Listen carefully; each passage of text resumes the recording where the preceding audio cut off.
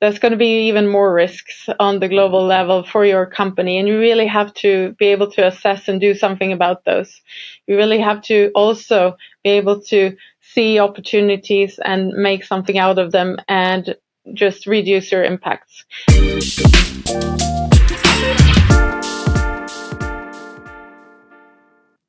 Hello and welcome to the CSO Impact Podcast, where we talk to leaders in sustainability and to see how work can have a positive impact on our planet and our people. Today, I'm delighted to welcome the CSO of Alfa Laval, Celsing Klingberg, and she will tell us about her field of work, her journey, and the role of the CSO, how she sees it. Welcome, Anne. How are you? Thank you. Very well, Harald. Good to see you. Thank you, Anna. And so why don't we start to give a little bit of an introduction to Alfa Laval, Nordics, a lot of things that you do. Why don't you share a little bit about the company profile? Yeah, I think that's a great start because we're many times behind the scene, and we are a world leader technology provider within heat transfer, separation, and fluid handling. And what does that actually mean? Well, that is very much key enabling technologies of the energy transition, of the sustainability transition overall. So it's really exciting company. And the reason why I also started, because all we do can be helpful in this transition. And we're a global, big company with more than 22,000 employees across over 100 countries. So so many different technologies, even in forecasting of weather to optimize the routes of the ships across the world to lower CO2 emissions. And that's just one example. So it's really a wide portfolio, making us being in a unique spot across different value streams to really drive the transition together with all our partners. And I think that's super exciting. I like the excitement. So let's take maybe one or two examples to see what it is. As far as I, let's say, remember or have a knowledge, if you say heat transfer, is that something to do, for example, with pasteurization in dairy production, for example? Yes. Is that an example? Absolutely. Good example, Harald. It is something that enables dairy production. That's very specifically pasteurization could be one. But then also the heat transfer in itself is such an important key to the entire energy transition.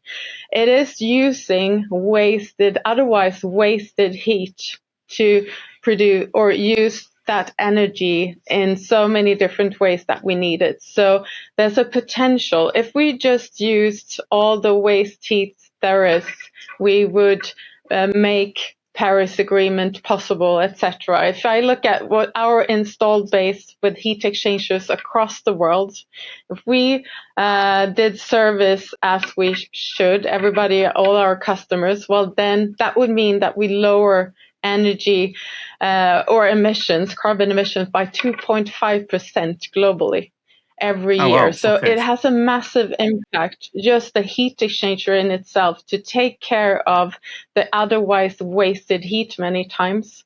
And it's also a key enabler in the clean tech, making fuel cells possible or carbon capture and all these different technologies that we so much need to make energy transition possible and reach our overall targets, the Paris Agreement.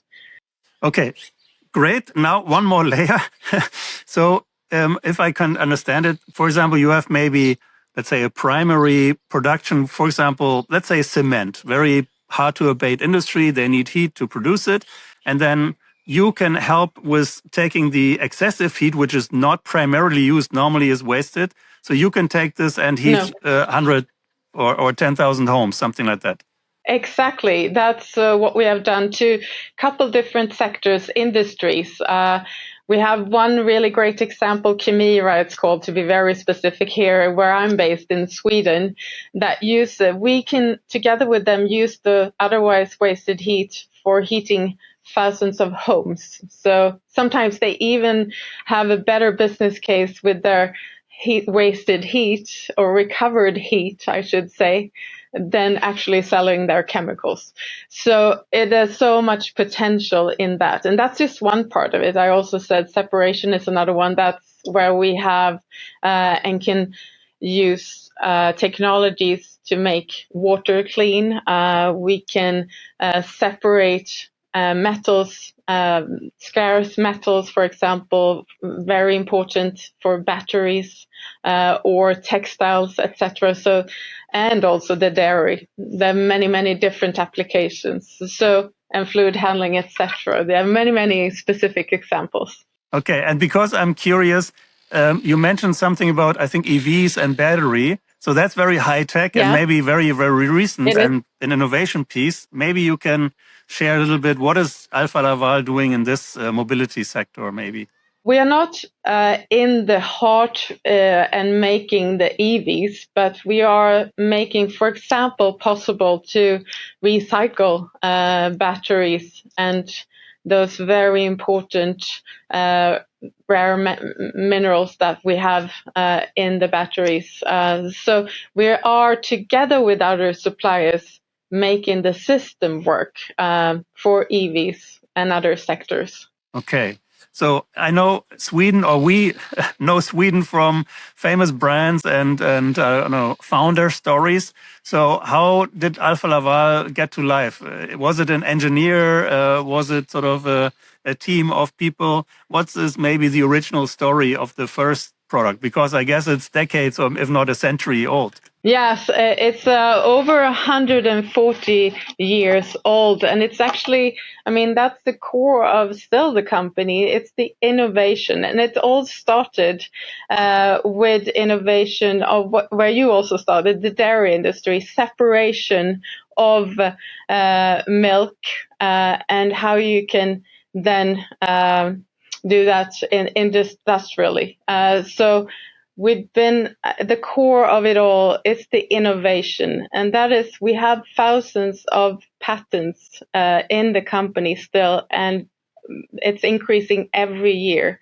And we continue also in the energy transition, just looking at the clean tech, that's still the driving force of us being a growing company, doing more and more. So we've been really on this road where lots of things have happened during wars, depressions, but over 140 years, and it all started with the innovation of how do you separate the particles when you want the milk produced. So That's yes, super cool. it's a long Inspiring. journey of technology, innovation. Inspiring, and it's always great to see companies really evolve and having the ups and downs and continue for the next decades. Obviously, tell us a little bit about your role within Alfa Laval. So you're a CSO, you're in charge of sustainability. What does it mean for a big, let's say, innovation and scientific company like yours? I'm fortunate, and I said in the beginning that I applied or called Alfa Laval actually because I was looking for a company that was actually, the more we do, the better result we do, the better for the world. And all that we do has a connection to making the world better. All the technology is connected somehow to sustainability. And my role is to set the strategy of sustainability. How can we, as it's very important, walk the talk? I mean, we have so much to offer, but to be trustworthy, we have to walk the talk ourselves. We have lots of metals in all our products, for example. That's a hard to abate sector, stainless steel, etc. So how can we drive that change and be front runners and show what is possible? We have big scopes, if I go into details maybe, but scopes 1 and 2 and 3, science-based, validated, but we need to do everything we can, and being really proud to drive that journey together across the organization is one of my big tasks. And of course, we also have to make sure that we comply to all the regulations that's out there. That could be very much now focused on EU and EU regulations, something called the CSRD, for example. That's probably been a topic in these podcasts many times. That's also a big focus to me. But most of all, I think the focus is and should not be too much of the reporting. That's for a few of us, but that we all in our company needs to know how we can support to drive to meet our targets on sustainability. And the lighthouse target is net zero by 2050. And also being proud of and having accomplished putting plans in place for our operational emissions, scope 1 and 2. And that means that we've not just said that we will have them or drive them down to zero by 2030, but actually 2027. And that's a big decision to me, that we now in these times show leadership and not just do what we need, but more. And hopefully that will inspire others, because we're all connected. So, and then the third part, I think, also very important, is to talk to all our partners, drive the agenda for sustainability or more on a global level, being at, for example, the UN meetings, COP in Belém, Brazil, for example, now this year, or if it's UN meetings in Bonn, or if it's New York Climate Week, etc., to together with policymakers and others drive for change to happen on a system level. So there are three big pieces to the role, I think. And we love to hear a little bit more about all of them. What was maybe need for me some clarification, or what I understood was you have two net zero goals. One was 2050 and one was 27. Can you explain? Because 2050 is not very ambitious. What is the hard part? Good. Yes, I think. But 27 would be amazing. So let's explain a little bit. What is this dilemma? Or what's that's good. Because we have our own operations, all our different sites across the world, and they emit, they have CO2 emissions, and we need to reduce those to zero. Yeah. Those are within our influence, and we can really decide a lot ourselves.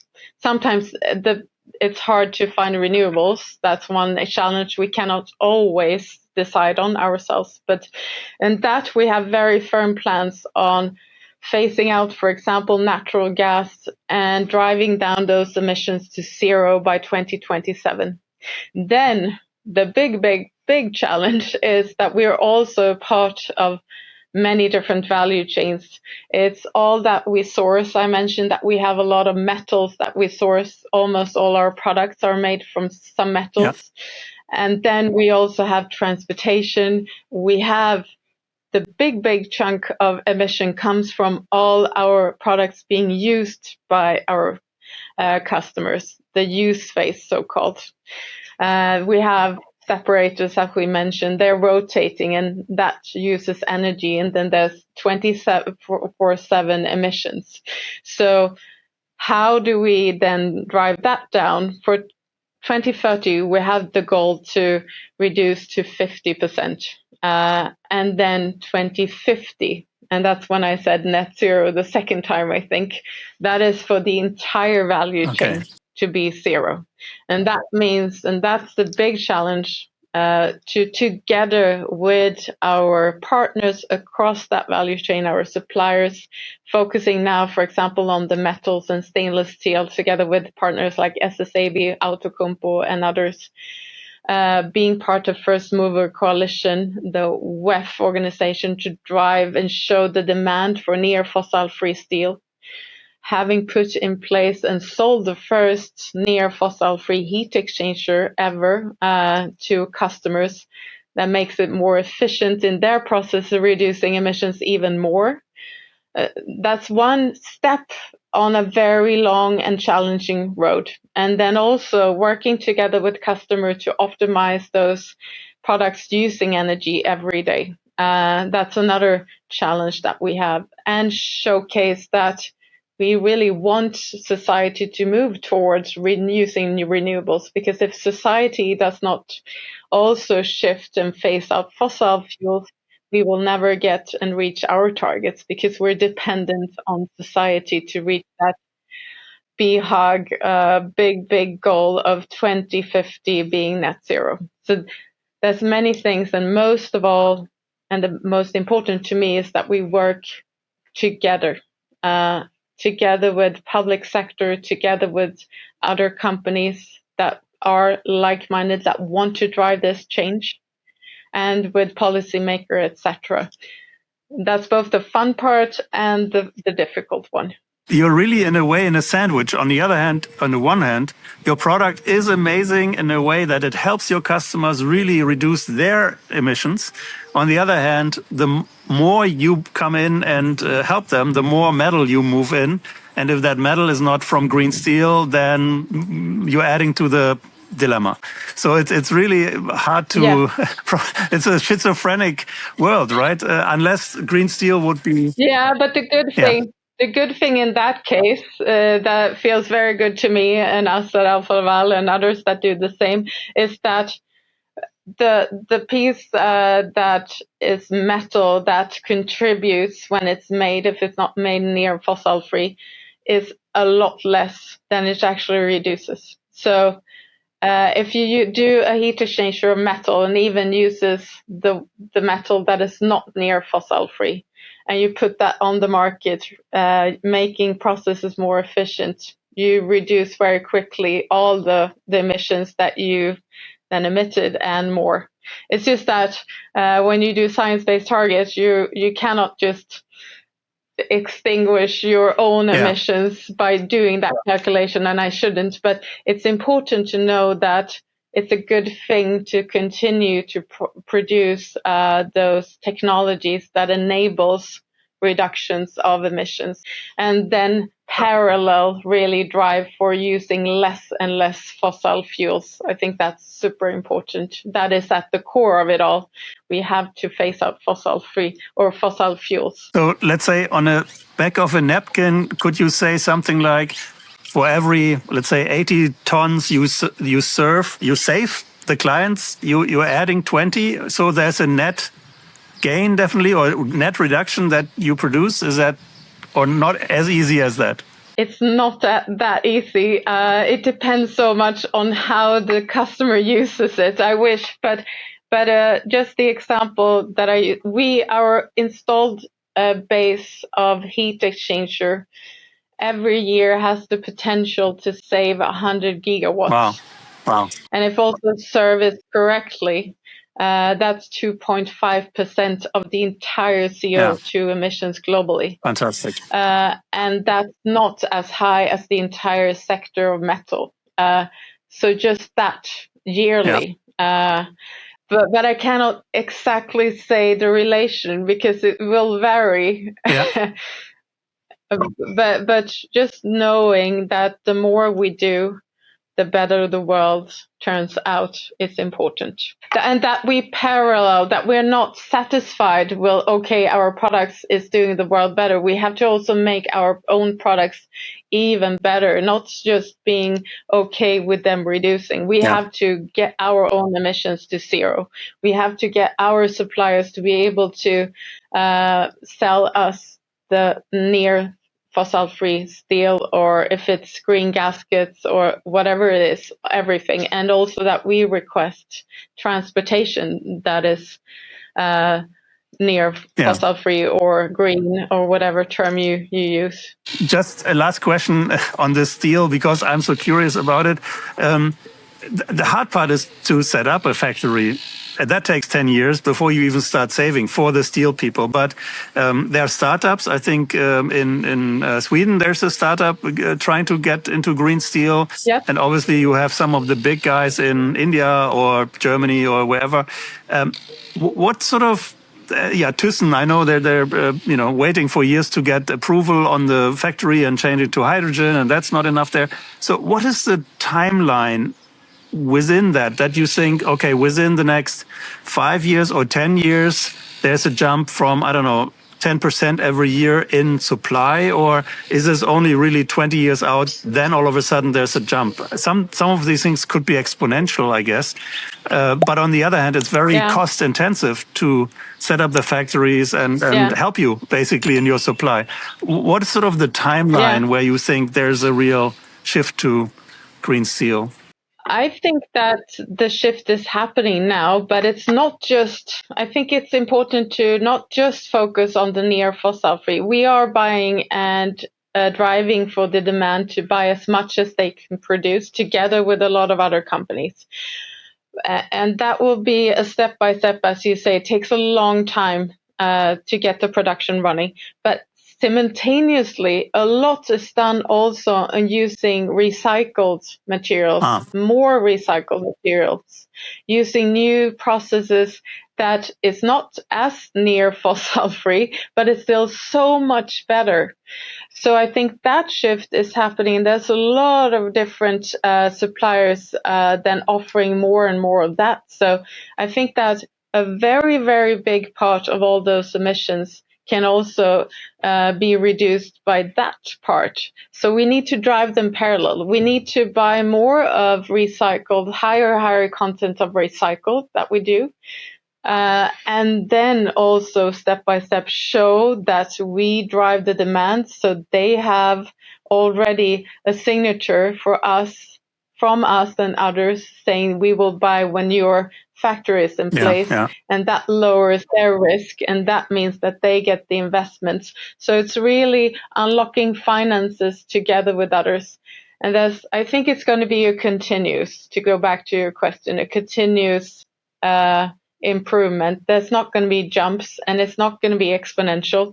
It's really a difficult, but slowly getting there. And there's nobody who really knows exactly when that will be enough. I think it's going to be a long journey, hopefully by 2050. Okay, we talked a long time about the product and your company. Let's talk about you, Anna.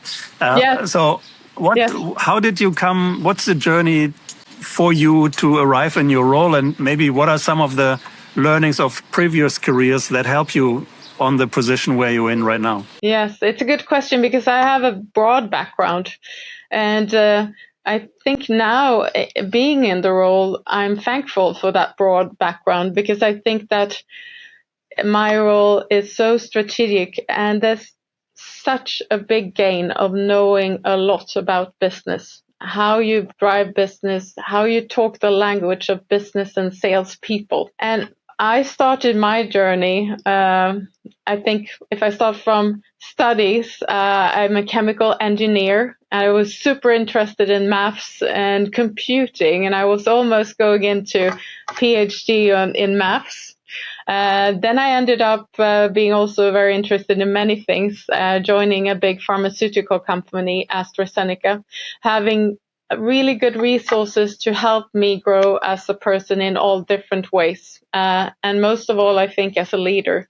So I very early on took on a big role as a leader for quite a big organization. And that was possible by having really good managers backing me up, someone who believed in my potential. And I'm really thankful for that. But that taught me so much about leadership, and it was within operations. And it was the best of schools, because you get to lead very many different types of people working with different things. And I was also heading IT and technical support, giving me lots of insight into IT, which is now very important. It's a lot about data, getting the data, being able to talk the IT language in my role now. And then going and growing in that organization, learning more about business, how you do a strategy. That made the foundation for me to really know, how can I drive a strategy in a global company? A really good lesson.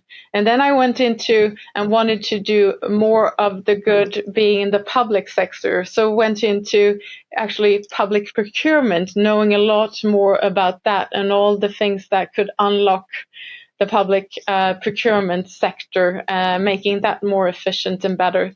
So learning a lot about laws and rules and regulations in that sector. And then going into more staffing, HR, being heading and being business area responsible. So more of a sales perspective.